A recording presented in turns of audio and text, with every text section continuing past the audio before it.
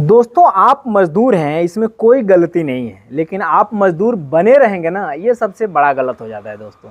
क्योंकि मजदूरों का सबसे ज़्यादा शोषण होता है हर जगह। जो है मजदूर जो है मतलब शोषण के शिकार बन जाते हैं। प्राइवेट सेक्टर में तो होते ही होते हैं, सरकार भी मजदूरों का शोषण करती है। और आप ये सोचेंगे कि सरकार कैसे शोषण करेगी। सरकार तो मजदूरों को, गरीबों को एक से एक जो है नियम कानून लाती रहती है, योजनाएं देती रहती है।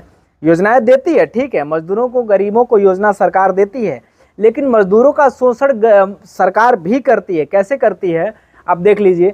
मजदूर एक दिन अगर काम ना करे, एक दिन काम ना करे तो उसका घर का चूल्हा जलता नहीं है। आप देखे होंगे कि कोरोना टाइम में जो है मजदूर जो 10 दिन बैठ गए थे वो भूखे मरने लगे थे, और बाकी जो पैसे वाले थे, ठीक ठाक थे, वो तो घर में बैठ के भी खा रहे थे।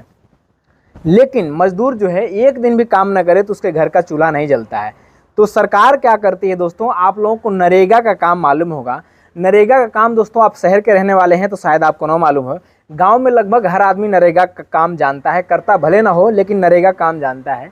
अब सोचिए कि 365 दिन में, एक साल में सिर्फ 100 दिन रोजगार का वो गारंटी सरकार लेती है। गारंटी लेती नहीं है, सिर्फ 100 दिन का ही काम देती है। अब बाकी 165 दिन आदमी क्या करेगा, भूखा मरेगा। उसके बाद चलिए आदमी अगर सोच भी ले कि चलिए 100 दिन सरकार योजना मुझे दे रही है, मतलब काम दे रही है, उसका पगार कितना दे रही है दोस्तों। एक दिन का पगार 200 रुपये है। आजकल जो है मजदूरी जो करने जाएगा 200 रुपये में, वो कैसे घर चलाएगा दोस्तों, नहीं चला सकता। इससे अच्छा है कि वो किसी मिस्त्री के साथ गिट्टी मोरंग ईंट ढोले तो 250, 300, 400 रुपये तक कमा लेता है।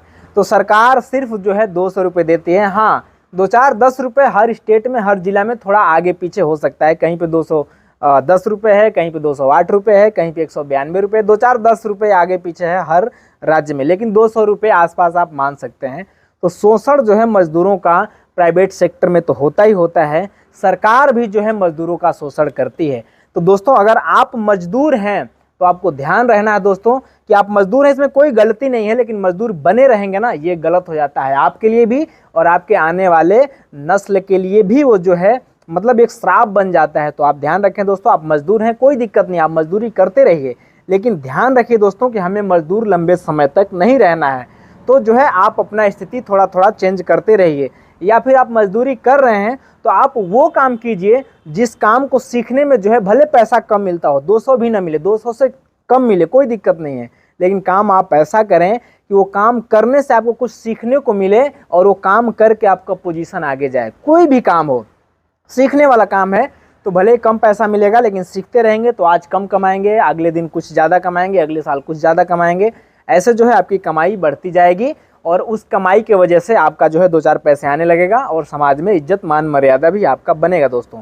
तो आप नरेगा के चक्कर में बिल्कुल भी ना रहें, वो बेकार काम है, बिल्कुल बेकार काम है। मजदूरी करना है लेकिन ध्यान से करना है कि स्थिति बदलना है। अगर आप काम चेंज कर सकते हैं तो काम वो करें जो काम सीख करके हुनरबाज आप हो जाएं और हुनर से पैसा कमाएं दोस्तों।